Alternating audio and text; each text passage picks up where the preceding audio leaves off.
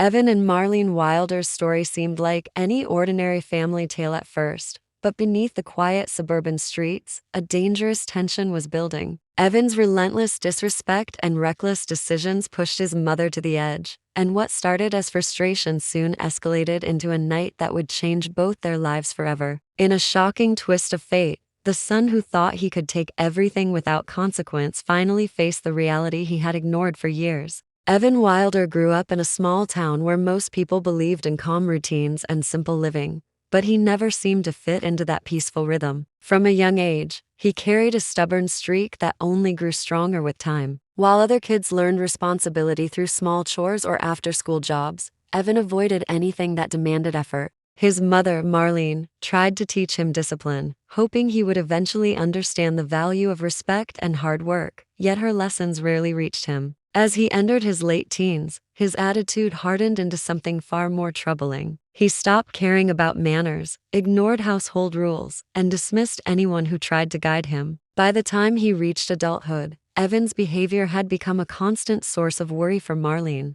She worked long hours, often returning home exhausted, only to find Evan causing new problems. He moved through life with a sense of entitlement, expecting everything to fall into place without making any contribution. Neighbors noticed his careless habits and whispered about how he treated his mother with little concern. His presence brought tension into the air, turning what was once a warm, welcoming home into an environment filled with stress. Evan began surrounding himself with people who encouraged his worst tendencies. They admired his rebellious nature and convinced him that life offered shortcuts. Instead of earning his own money, Evan relied on impulsive decisions to get what he wanted. He started taking small things from the house: electronics, tools, and personal belongings, selling them for quick cash without thinking about how it affected Marlene. She tried to overlook the missing items at first, hoping it was a temporary phase, but the incidents increased. Each loss chipped away at her sense of safety. The emotional distance between them grew wider with every passing month. Evan's impatience made him easy to anger, and his frustration produced a coldness that made the house feel unfamiliar. Marlene avoided confronting him directly for fear of making the situation worse.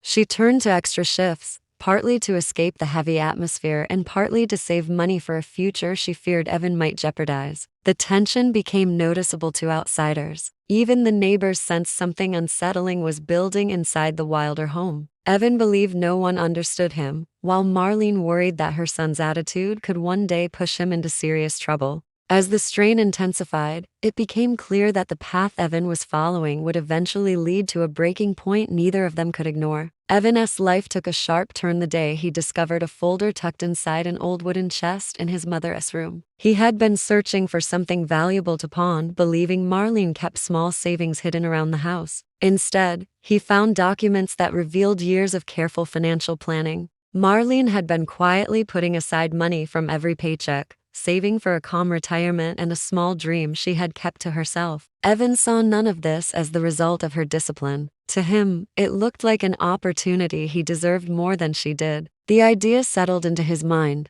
growing stronger with each hour he spent imagining a life where he escaped responsibility completely. His discovery didn't end there. Inside the folder were papers connected to a small piece of land Marlene owned on the outskirts of town. It wasn't impressive, but it carried history from her childhood. Evan ignored its emotional value and focused only on the possibility of selling it. He began researching how much it might be worth. The more he learned, the more he believed he had stumbled onto a solution to all his problems. His debts, though small at first, had spread among people who didn't tolerate excuses. Evan convinced himself that taking Marlene's savings and property was justified. In his mind, it was simply reclaiming what he thought should have been shared with him long ago. As days passed, Evan's thoughts became obsessive. He spent hours calculating how quickly he could convert everything into cash. His friends encouraged him without hesitation, excited by the promise of easy money. They didn't care about Marlene's years of sacrifice. They cared only about what Evan could bring to them.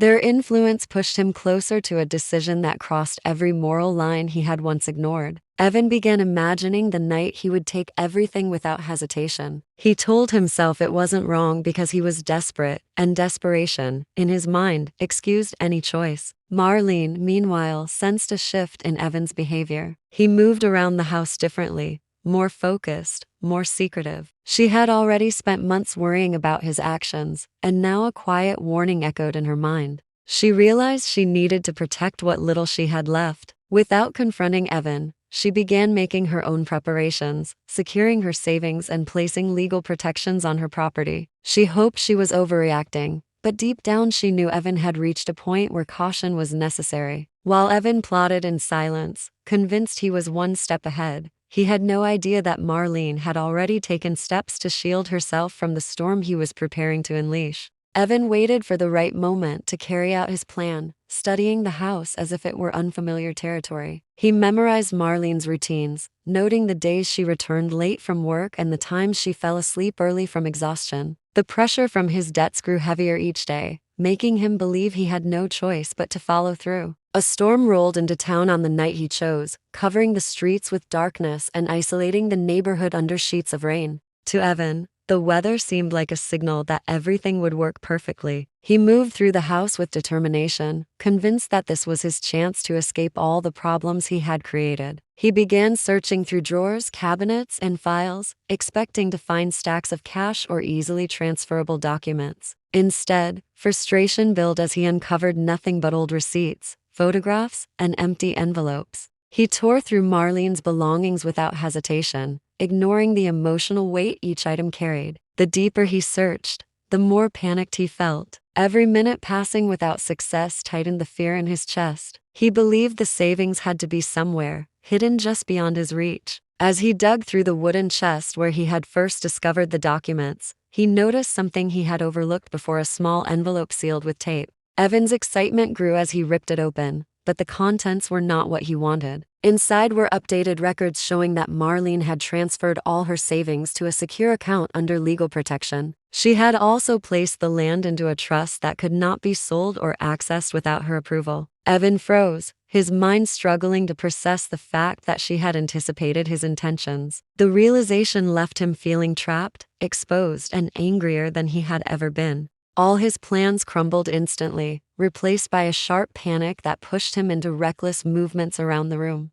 As he continued searching in desperation, he made a critical mistake. Marlene, aware of the increasing danger over the past months, had installed a silent alarm connected to a security service. The alarm was hidden in an area Evan never suspected. When he forced open the final locked drawer, the small device triggered without a sound. Evan remained unaware as he continued searching, but the signal had already been sent. Minutes later, flashing lights began to show faintly through the rain-soaked windows. Evan looked up, startled, realizing something had gone terribly wrong. The storm outside could no longer hide him. The night he believed would free him had become the moment that sealed his fate. The officers moved quickly once the silent alarm alerted them, arriving at the house with a sense of urgency sharpened by the storm. They found signs that something was wrong before they even stepped inside. A window was slightly open, drawers were pulled out, and belongings were scattered in unusual places. The scene told a clear story long before Evan appeared in the hallway, startled and overwhelmed. He realized too late that he had underestimated Marlene's ability to protect herself.